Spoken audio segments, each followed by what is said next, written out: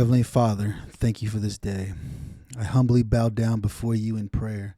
I thank you for the blessings you have bestowed upon me throughout this day. Your love and guidance have been my strength, and your grace has sustained me. As I reflect on the events of this day, I ask for your forgiveness for any shortcomings or mistakes I may have made. Please cleanse my heart and mind and grant me the wisdom to learn from my experiences.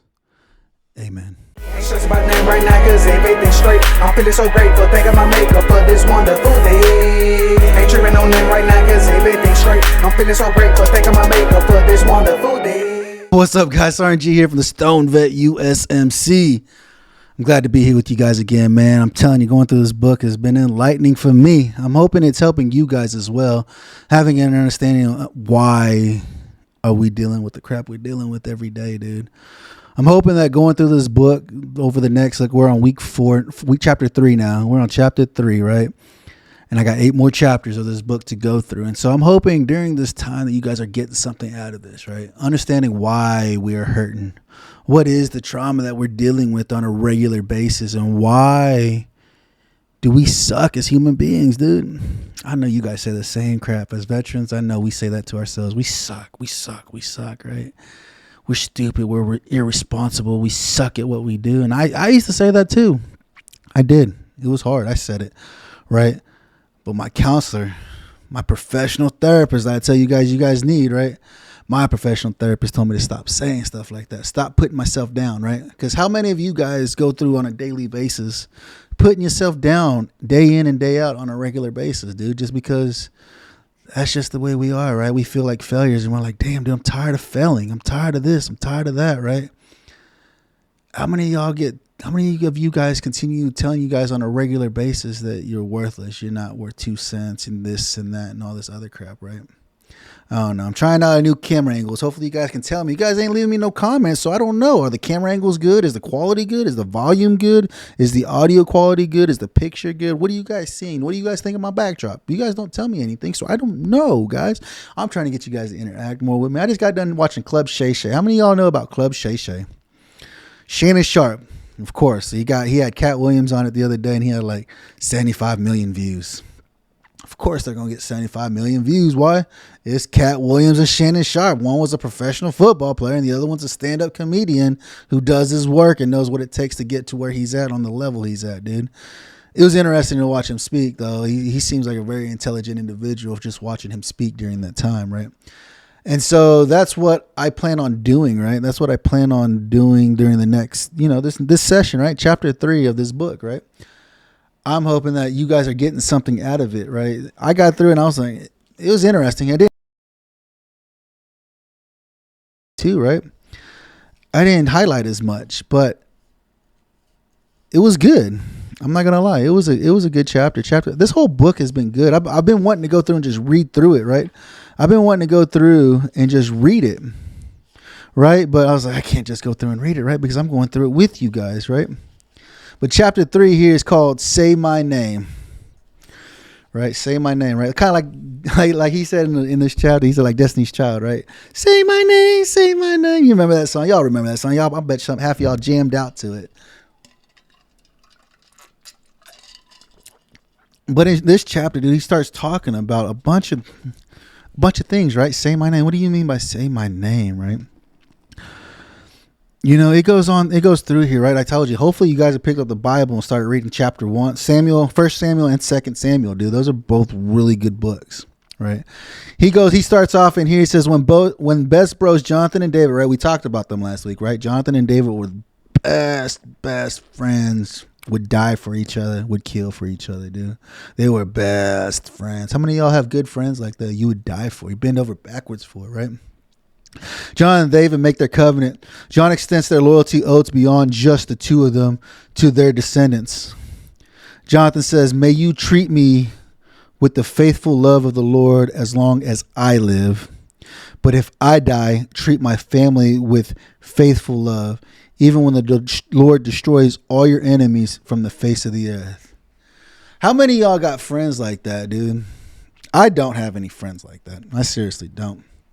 But to show them the respect that you have for them, And once they pass, to continue giving that respect to their family, their kids, their spouse, brothers, sisters, mothers, fathers, like to give that love to somebody even after they've passed away. Because once they pass away, what happens, dude? It's a sad story this week. My son came home and he told me one of his buddies he was going to school with committed suicide. And I was like, damn, dude. And I've been talking to him, right, just to see, feel him out. Like, how does this make you feel? What's going on, right? He's like, dude, it's surreal. And I was like, yeah. I said, this is why I do this podcast, guys, for you, right? That was just a kid, 18, 19-year-old little kid that committed suicide because life was just too hard, right? It makes you wonder, like, how hard was your life that you didn't have anybody to go to and say, brother, I'm having a bad day today. I'm hurting really bad. And it's not looking good. I don't like to tell anybody. When I feel like that, I don't like to talk to nobody about it. I don't want to talk to nobody about it, right? That's my feelings. I don't want nobody else need to know how I'm feeling, right? But that's a struggle, brothers and sisters that are listening. That's a struggle that we have, is that we hate reaching out for help when we need it the most, right? When we absolutely need it the most, we hate reaching out for it. And I asked my son, I was like, how are you feeling? He's like, I don't know. Like, it sucks. I said, this is why I do my podcast, son. This is exactly why I do my podcast. Because even if you don't listen to it, turn it on. You got Sergeant G in your back. Sergeant G sitting there bullshitting, right? He BSing. He's BSing with you. I've had some tremendous guests on. My wife's even told me to start deleting some of my older episodes, right? Because that's not who I was. That's who I portrayed, that person in those earlier episodes. I did portray that. I portrayed the Sergeant G of that era, right? But like I said, it's a new year, right? New year, better me. I need to be better. And so all those other episodes, if you guys go back and you watch through some of the previous episodes, some of the other 200, 400, whatever I got out there, 200, 400 episodes that I got out there, right? I portrayed somebody that I wasn't, right? And it's kind of embarrassing to see, right? Like I would cuss and did all kinds of obnoxious things that veterans do, right? But like I told you, 40 hit and it smacked me in the face. Like you screwed up, dude. You can't screw up like that anymore, right? And so for this 40, right, I'll be 80 in 40 years, dude. I've got to fix it, right? I got to fix who I was or who I portrayed in my previous episodes, right? I was rude. I was obnoxious. I was annoying. I cussed a lot. It's hard, right? I cuss a lot. It's hard. I spent 9 years in the Marine Corps, and that's all we did was cuss. And I've got to fix that, right? Because it's not appropriate to be walking around talking like that when you got a 4-year-old saying the same things you're saying, right? I know some of y'all got some little ones at the house, and you guys know. You guys say something, and they're going to repeat the exact same thing you just said. It's embarrassing, right? But it goes on in here. It says David doesn't forget, but because he relies on God's timing rather than his own, it's not until Fib is grown that David is fully in a position of authority to do something about the long ago promise to his covenant brother. How many of y'all feel like, dude, I've been praying, and I'm getting nothing out of it? I have too, brother. I have too. I've prayed and I've prayed and I've prayed and I've prayed and I've got nothing out of it. Sucks. I know. But we as disciples, as followers of Christ, the Father, the Son, and the Holy Spirit, it's never our timing. It is never our timing. It's in God's timing. So that means you got to sit around and wait. For you guys that aren't jarheads, I know a bunch of you jarheads, you guys know exactly what that feels like. Crap, I got to hurry up and wait.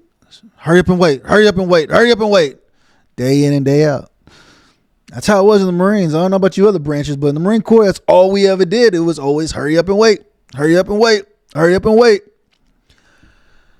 And so that's what he's saying here, that David relied on God's timing rather than his own timing. Why? Because of Fib. You guys remember what happened to Fib? He lost his dad. He lost his grandfather. And not only that, he got dropped on his head. So his legs are freaking paraplegic now, dude. So he has no legs. How frustrating can that be, dude, when you feel like everything else is lost and gone from you? How does that make you feel, dude? I know there's times, right? Last year sucked for me, dude. I make good money. I'm not going to lie. I make really good money with what I do. But I was hurting last year, dude. I had to dip into savings. I had to pull from savings. Like, I was pinching pennies as hard as anybody else could pinch pennies, right? But this year's going to be better because I'm going to have almost all my loans paid off. And all that money's coming back to me. So I can reinvest my savings account again because that sucked. I know a lot of you guys are struggling, trying to pay rent, make a car note, put groceries in the house, keep the heat on, right? It's Friday, dude. It's freaking cold outside, and it's going to get even colder this week, they said, dude. Sunday's supposed to be like a high of 6. Monday, a high of 12, and then Tuesday, like a high of 20 if I'm lucky. It's about to get cold outside, dude. And if you guys are hurting, dude, you guys need to reach out and let people know, hey, I'm hurting, man. I need to pay my freaking gas bill so I have heat during the cold, so I can keep my family warm. Don't hesitate to reach out, guys. But like I said, your timing it'll come, dude. God will get into your heart, and he will pick your heart and play your heartstrings. And you will eventually give up fighting of not being vulnerable. It sucks being vulnerable tremendously, too, super bad. I hate being vulnerable, dude. I hate it. But I'm trying to grow, right? My counselor told me the other day, she's like, you've been growing a lot. I'm like, good. And that's what I'm supposed to be doing, right? Supposed to be healing from my trauma so I don't bleed it out onto my kids or onto my wife. Even at my discipleship school, even my connect group is like, dude, Juan, you've been growing, dude. I hope so. That's the intent of going through this book, talking to you guys on a weekly basis, is to heal from my trauma that I've endured while living this crazy ass 40-year-old life, dude. Right? So David reached out and he asked, hey, is there anybody still alive from Jonathan's lineage? You know, he's like, I don't know, dude. It's been a while, right? And there was a helper called Ziba, right? He summoned a man named Ziba who had been one of Saul's servants. He said, are you Ziba? He said, yeah, I am. He said, the king then asked, is anyone still alive from Saul's family? If so, I want to show God's kindness to them, right? You want to show God's kindness? Yeah, dude. Ziba replied, yeah, Jonathan has a son still alive. He is crippled in both feet. David said, where's he at, dude? He said, Lo Debar. Ziba told him. He's in Lo Debar. You know? Ain't that crazy? He said, yeah, he's got a son, but he's got crippled feet. Both his feet are crippled. What's that like, dude? What would that be like if somebody,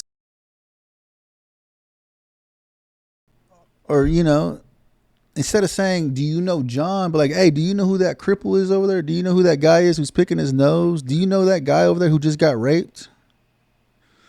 Right? Whenever you go somewhere, does somebody say, hey, there's the dude that got raped, or there's the dude that has cigarettes, there's the dude that's got the weed, there's the guy who brought the beer? How many times does that happen, right? Like, dude, my name is John, Paul, Mark, right? This guy Ziba said, yeah, he's got a son. He didn't call him Fib, right? He didn't call him by his name. He called him by his damage. Right? His damage.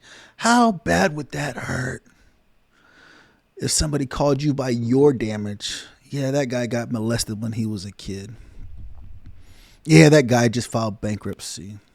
That guy just got his car totaled. He just totaled his car hitting a truck. How shitty would that be, right? How crappy would that be to be called outside of your name, right? That's the hard part, right? Like, if we're doing that, we got to stop doing that. If we're doing that ourselves personally to other people, we got to stop that ourselves. Seriously, dude. You know, he says, Michael Todd goes on and says, my question is, has this ever happened to you? Have you ever been labeled with your pain or predicament? I'm not saying she's a hoe, but she's been around. I've never met anybody so petty. They should have graduated last year. That guy served me and can't get a job. She's such a perfectionist. She was raised in foster homes. He got kicked out of school. Their whole family struggles with that. This is their third miscarriage. Their business tanked. He can't talk right. She lived an alternative lifestyle. Their ministry never worked. He never lived up to his potential. She's always sick. He has 3 different baby mamas. His dad has the same addiction. She's already been divorced twice. They couldn't handle the pressure. How horrible does that sound, dude? How horrible does that sound? That's how they remember you. They don't remember you by your name. They remember you by your damage. Right? This is part of the healing process, guys. How the hell else are you going to heal if you don't deal with these names that they're calling you?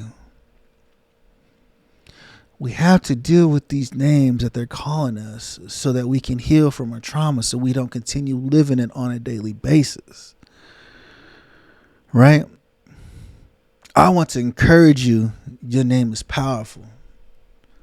Your name. Your name is unique. Your name has purpose attached to it. Your name is laced with identity. Your name has blessings connected to it. And above all that, God knows your name. Sit there and let that marinate a little bit. How many of you females have had miscarriages? I can tell you right now, we've had our share of them in our family. For sure. How many of you had businesses that tanked because the marketing didn't work? Or just the product just wasn't a good product at the time, right? She's always sick. How horrible would that be, dude? Right?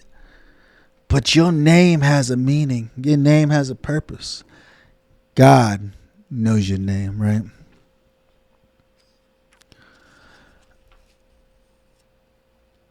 You can't let your damage define you, right? That's not you, right? Did you go through it?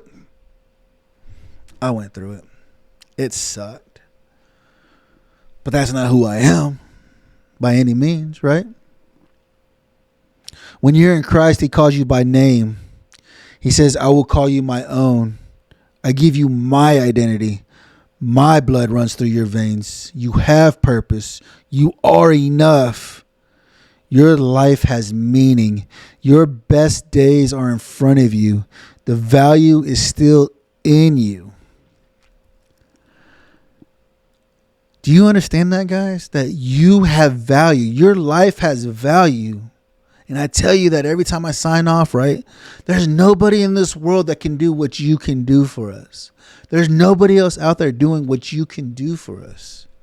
So if you ever feel lost and hopeless, please reach out, dude. I always have my phone on me. You can message me through Facebook, Instagram, freaking X, wherever else, dude. However else you want to message me, you can message me, dude. If you're having a bad day, please message me, dude. Please. We can't afford to be losing another brother or sister, man. We're already losing too many a day as it is, right? It's like I tell you guys, even if you don't want to listen to my show, just turn it on so you can feel like you have a brother with you in the corner, BSing with you, calling you names, just having fun with you, right? Because this is what it's about. It's hanging out and talking with each other and hanging out with each other and telling each other how the day went, right? Just like the old days, dude, when you went to the smoke pit, right? You know, I can only imagine how many of my Marines talk crap about me behind my back, right? Because I made them work, you know? If you won't allow God to heal you, to help you, to dig deep down and deal with it, whatever it is for you, damage can derail your destiny, guys.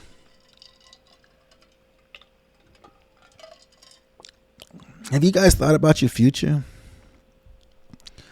Have you thought about your destiny? Do you want this trauma that you're carrying with you, that you got in your pack, in your day bag? Do you want that trauma to define your destiny? I don't. Not at all, dude. It's like I said, lately I've just been analyzing everything that I do, right? Because I'm still not a good person. I know that. I still have flaws that I have to work on, dude. But I'm taking my time to do it, right? Because I don't want this crap to bleed out on my family, right? This crap will bleed out into my family, and it won't be good for them, right? It won't be good for them to be dealing with what I deal with. One of the things that he talks about in here, earlier he talked about how he wanted to be a drummer, right? He died to be a drummer. There's a young kid that wanted to play drums, right? And there's a guy, an older gentleman that was playing drums for the church, right? He said he was good, but he's like, he was nowhere near as good as I was, right? He said he got to the point where he wished the guy would die just so he had an opportunity to play the drums, right? He was a kid, of course, right? How many of you guys have ever thought like that? Like, dude, I'm good at what I do, right? And I need recognition for how good I am, right? And you just get walked over, right? They just pass over you, pass over you, right?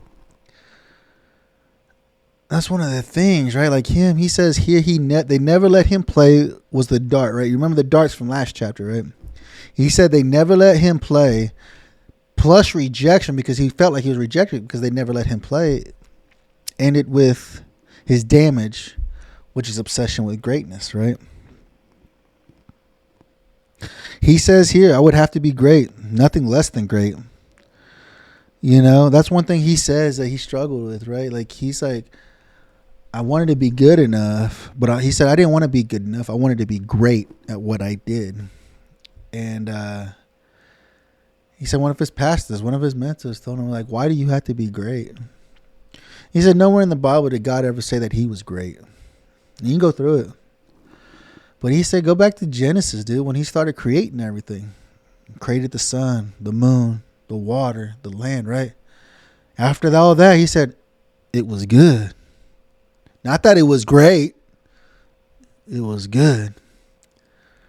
He said, what makes you think that you're going to be great when good is good enough? Damn, really? Wow. Okay. Never thought about it like that, but okay. I can go through that, right? You know, and he goes on, like I said, get this book, guys. This is a really good book. I think you guys would really enjoy it, right? It's a really good book. It says, have you ever seen someone who makes everybody laugh, but the jokes are a cover to keep from crying? Those guys are going to always crack a joke at the split second, then crack a joke. Right? But a lot of times, dude, they're hiding from their damage. The trauma they occurred. Maybe laughing is a mechanism for them to not be hurt. Right? We all know that one person like that, right? And then he goes on here, he goes on more. He says, but it's imperative for each of us to discover the root of our motivation, because our fruit is always connected to the root. We need to discover what drives us. Why do you wake up every morning and do what you do every day? Why are you doing what you're doing? What drives you? What motivates you? Why are you waking up to go to work? Why are you waking up at all? Right? God has a plan for you. He's not done with you yet. That's why you're still waking up. So I challenge you guys with this, right? Discover the root of your motivation. Right? He goes on here to the next portion of this chapter called check engine, right? So what kind of engine are you driving, right? He said, think about it. Car enthusiast, probably half of y'all don't know what type of engine's in your car right now, but you know you do have an engine, right? You do know you have an engine. Like, man, I know I got a 5.3 liter V8 in my GMC that I got. But what kind of engine is driving your life, right? Everybody copes with damage in different ways. Sometimes coping mechanisms are unhealthy straight out of the gate, like substances, alcohol. You guys know, or habits to numb the pain, or an over reliance on aggression to defend against abuse. How many of y'all are overly aggressive?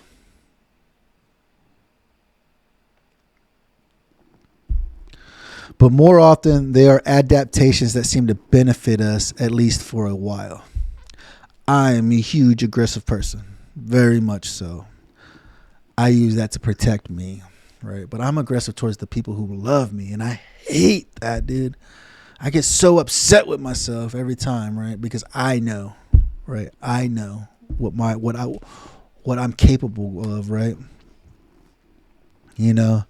But he says, however, now that I understand my wounds, I can see that when damage is behind the wheel, we're headed for trouble, right? However, now that I understand my wounds, how many of y'all have taken a seat, sat down, right? You sat down and you thought about the trauma you're dealing with every single day. Why are you so angry? Why are you so upset? Why are you always yelling? Why do you always got an attitude with somebody? Have you guys sat and looked at your trauma? It sucks, dude. It sucks. I'm telling you right now, it sucks to look at it and get angry with it because you're like, I didn't even realize that was trauma. I thought it was good. It felt good to me. I liked doing it, right? I enjoyed it. Why was it bad, right? But that's trauma that we got to figure out why was it so bad for us? Why are we so unhappy with what we have in life right now? Right? It showed up when God asked me to lay down my passion to pick up my purpose. His passion was music, right? And his purpose is ministry now, right? If you guys watch him, right? He's got a big controversial thing going on right now with his Easter Sunday service, right? Me and my wife were talking about it, and I just told her, I said, just look at the whole thing and not just pieces of it. I mean, I don't know. I heard what he had to say about it, about why it went that way, but he made good points, but I was like, you have to watch the full service. You can't just take bits and pieces out of that service and say this is uncalled for. Maybe a lot of it is, but listen to his story, why he did it, why he did what he did. Give him an opportunity to explain it, right? That's my biggest thing as of lately, is that I don't want to argue with people no more, right? Let me hear why you believe the way you believe. Let me hear that. Let me hear why you believe the way you believe. Enlighten me. Maybe you might get me to start believing that way. I don't want to fight you. I don't want to argue with you, dude. You have your reasons for why you believe what you believe and why you believe it, right? You have your own reasons. You know? He goes on here to say, the ways we adapt to damage may seem beneficial on the surface, but at some point we will discover the unhealed hits always become a hindrance in all ways, always. Right. The ways we adapt to damage may seem beneficial on the surface, right? The way we adapt, right? It's adaptation. Oh, they're yelling, we're this or that. How do we react to it, right? We're reactive. Instead of being proactive, we're reactive, right? You guys know what I'm talking about. How many of y'all are so reactive that it's just, we're yelling, we're cussing, stop doing that, blah, blah, blah, right?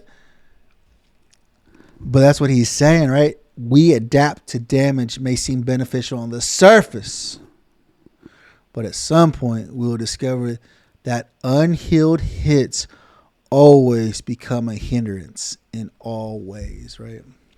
It's a hindrance, dude, because if we're not healing from it, we're always going to do it. Why? Because of adaptation. If we don't learn other methods or other ways of dealing with nonsense, we're going to continue going back to the old ways of adaptation that we've adapted to. Look at yourself. Analyze yourself. Nobody else is going to do it for you. You're the only one that can heal yourself. You can get professional help and that help guide you, but it's up to you to heal from your trauma. Another portion of this chapter, a dashboard of damage. Pop the hood.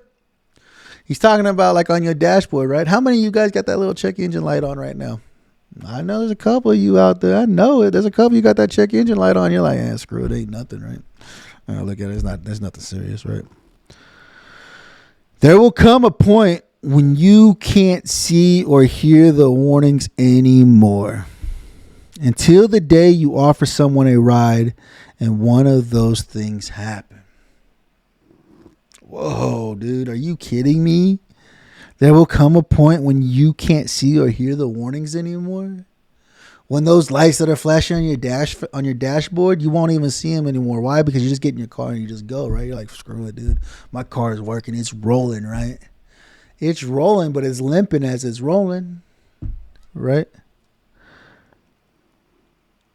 What happens whenever you bring somebody along, right? Some of you guys are struggling with relationships.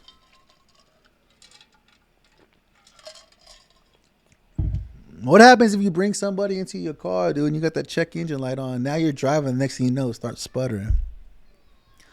Because that check engine light, you didn't go get checked and see if you could fix it. Now you're bringing somebody along. Guess what? Now they got to suffer with you.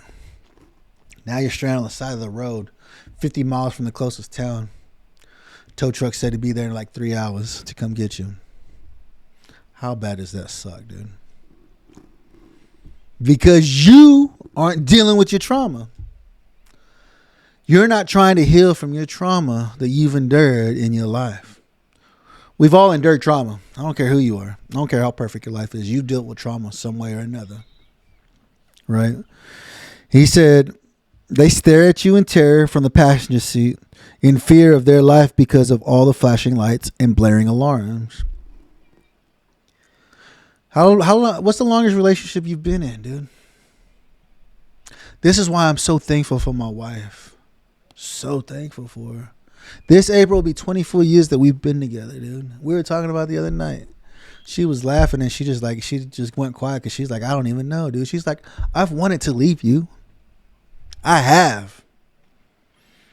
But then I look, I'm like, 24 years that I've been with you. I don't know nothing else. And this is what I tell everybody. I said, I've been with my wife longer than I haven't been with my wife. I got with my wife when I was 16. So for 16 years of my life, I didn't have her in there. But for the past 24 years, she's been with me tooth and nail, thick and thin. We've been through it. We've lost a child. We've contemplated divorce. We've had our kids sick. We've been in tight spots to where we don't know how we're going to get our next meal. We've done those things, right? That history that we've made together, dude. What about you guys? What's the longest relationship you've been in? Have you started working on your own trauma so that you can bring somebody along with you along your journey? You don't want to bring somebody along your journey and you're dealing with all this bullshit that you don't know how to deal with. Your mom abused you, your aunt abused you, your uncle abused you, freaking the military abused you, and you're still living in that trauma. Why would you want to bring somebody along to deal with that crap with you? Right? All you're going to do is hurt them and scare the shit out of them, which half of you have. Some of y'all on your third, fourth, fifth, sixth marriage, dude. You know why? Because you're the common denominator. If you don't fix yourself, nobody else is going to fix you. Right? He said, they tell you to pull over because there's no way your vehicle will make it to the destination without harm. Your vehicle is you, boss. Has your significant other told you, I don't want to do it no more. I can't do this anymore? How did it make you feel? What do you mean you can't do this anymore? You get all angry and upset with them, right? Because you're broke. You're damaged. I can't take you back to the store and get a new one. I got to fix you right here. They're not going to fix you. You have to fix yourself. You have to fix the trauma that you're dealing with. If you don't, you're going to bleed out on everybody around you. And guess what? I don't have no friends. Nobody likes me. That's me, guys. You know, guys. I talk to a lot of you guys. But a lot of you guys I don't even talk to, right? And I appreciate my audience that are out there listening on a regular basis. I thank you guys, right? But I think this is the stuff that we as veterans need to hear, right? Because as a veteran, we suffer a lot of trauma, dude. A lot of trauma trying to live day in and day out, trying to figure this crap out, guys. But this is what he's talking about in here, right? Your car ain't going to make it, dude. I got to get out of this car, right? That's what your significant other said. I got to get out of here, dude. You are hurt. You're bleeding out on everybody, right? In other words, our damage indicators are more evident in relationships, right? Hurt people, right? He says, have you ever heard the saying, hurt people, hurt people? I know we all heard that, right? Hurt people, hurt people. It's true, dude. How many people have you hurt because of the trauma you deal with, right? He said it's true to some extent, but I think it's even more accurate to say hurt people who don't know they're hurt people. Every one of us is hurt, right? Am I lying? I don't think so. Damaged. But we don't have to stay on the highway and pretend everything is fine. Instead, we can pull over, pop the hood of our lives, and take a look at what's really going on in here, right? It sucks, dude. It sucks, dude. How many of you guys are car enthusiasts? How many of y'all pop hoods and work on stuff, right? Like recently, like last week, man, I just replaced an alternator in one of my buddies' Acadia, right? Because he's never done it before. He has no idea how to do it. To me, it's shocking because I thought everybody knew how to change out an alternator, but apparently people don't know how to do that, right?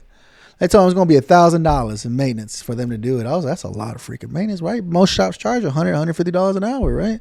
The part alone is only like $60, guys, $70, man.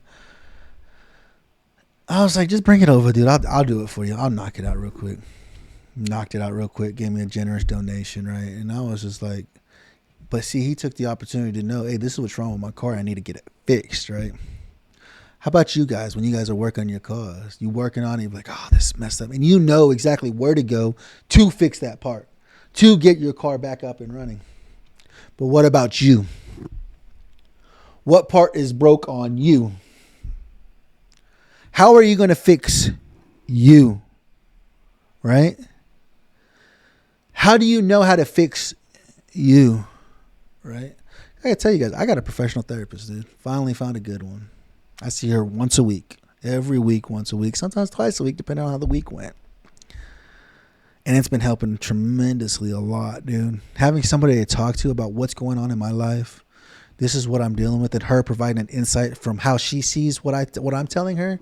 And then she gives me a spin. Well, what about this? Or what about that? And I'll try it. And I'll be like, that worked. That worked. And I'm growing. I'm healing, right, from my trauma. It sucks. It sucks to look at it face to face and be like, you sorry, SOB. I love doing what I did with you. But you ruined my life. You hurt me. You hurt me so bad that I don't even know how to love. And it sucks. Because this is the only way that I feel loved from my significant other. And it sucks. But I have to learn. I have to pray every day, God, just allow me to be the man that I need to be, right? Allow me to be the father, the man that this family requires me to be. Because there's something bigger than me, right? There's something bigger than you. Right? How many of y'all got kids and you want to be good for your kids? You can't be good if you're trying to freaking heal from your trauma. And if you're not working on your trauma, you're not being worth 2 cents to your kid, dude. Because I bet you that trauma's bleeding out on them and they see it and they hurt from it. Right? And then he just says, with routine maintenance and hands of the maker, we don't have to wreak havoc on the roads and run down innocent bystanders. Right? We don't have to blow out a tire or blow up the engine going 90 on the interstate to keep up with culture. We don't have to be in danger of ourselves and those around us whom we're called to help. And the shift starts by paying better attention to our damage indicators. Right? When you're under pressure, where do you go? Do you go extreme or do you go numb? That's a good question. When it's just too much for you, do you just get super aggressive and super angry with everything? You just get, or do you go numb and you're like, fuck this, I'm going to bed, dude. I don't want to feel it anymore. I don't go to sleep. I stay up and I get super aggressive. That's me. I'm the super aggressive guy on here. I don't go numb. I wish I could go numb. I go numb to my feelings, but like just stuff like that, dude, it's insane to see, right? It says here, when your damage is driving and you're running under pressure, where do you go? Where do you go, guys, when it's just too much? When your damage is driving and you're running under pressure, where in the world do you go? Do you find your happy place? What is it that you guys go and do when it's just too much? Do you bleed that out on your family, your significant others that are there with you, supporting you? How are you treating it, right? It says here, today I'm closer to health because I've talked about it. I've gone to counseling. I have accountability in community, and I'm receiving help, healing it through help. Through help.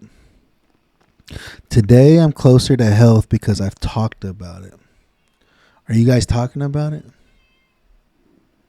Why are you still scared? Why are you so scared not to talk about it? Because I guarantee you somebody's already gone through the same crap you've been through. Guarantee it, hands down. I've gone to counseling. Have y'all sought out any counselors in your area? Go to the community service side of the VA. They get you a counselor out in town that's not going to get promoted and go somewhere else and leave you like the VA does. Tell them, hey, I need to find a counselor out in town. I heard you guys could provide that for me. And they will. The community service portion of it will, right? I have accountability in community.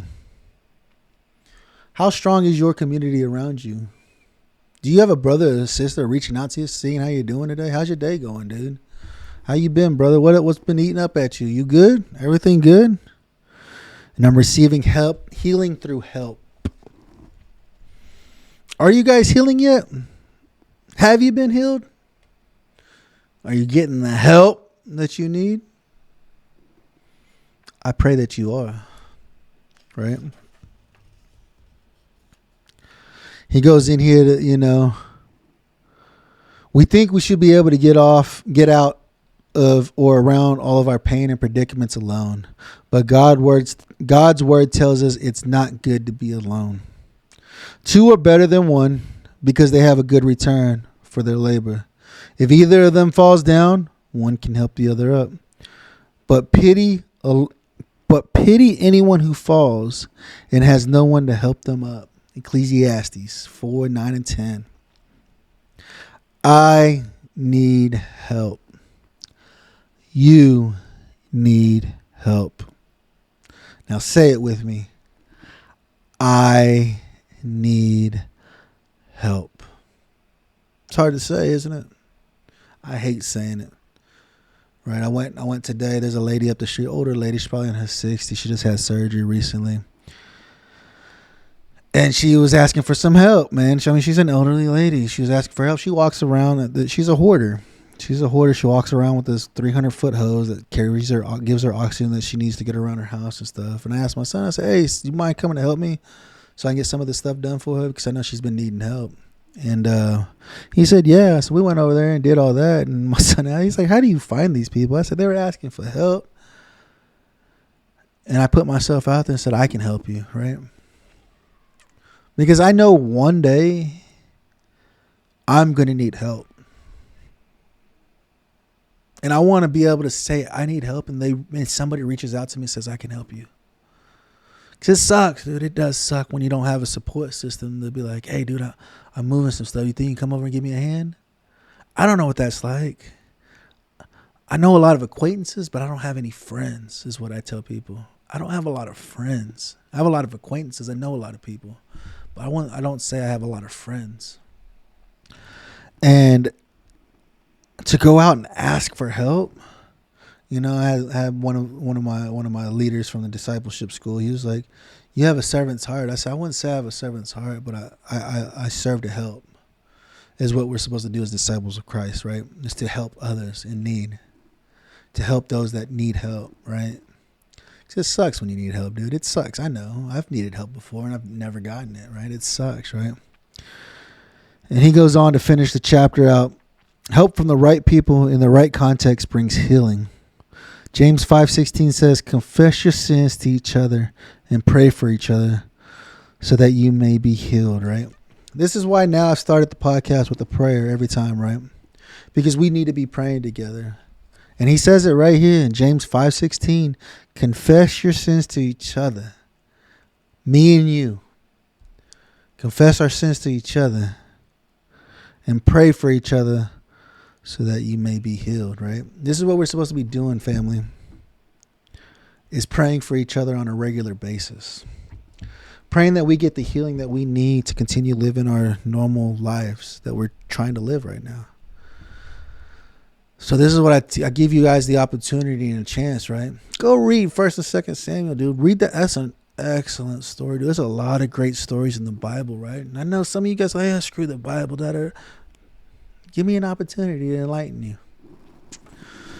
You can even, the app is on your phone, dude. If you guys are watching this right now on your phone, and click and give me that notification bell so you know when new episodes come out every week, right? Give me a thumbs up saying you like the episode, and then go and download one of the Bible apps. Any one of them. It don't matter, dude. I don't care. Whichever your preference is. They're going to have 15 of them or whatever right up top. Download it. And I challenge you. Go read 1st and 2nd Samuel. Read that story about Jonathan and David. David, a man who killed somebody and got his wife pregnant while he was on the battlefield, is still a man after God's own heart. After you read those 2 chapters, you can go back to Psalms and start reading the Psalms because David wrote Psalms. Read the story. Take time and read it. Understand it. Dude, I'm telling you. Let me enlighten you. Give me the opportunity to enlighten you and to show you what my God can do. I appreciate you guys hanging out with me today on this Friday. Hopefully y'all's weekend is warmer than my weekend because it's nasty outside. So I'm going to sit in front of the fireplace, get me a nice cup of coffee, take me a couple of edibles, and we're going to call it good, brother.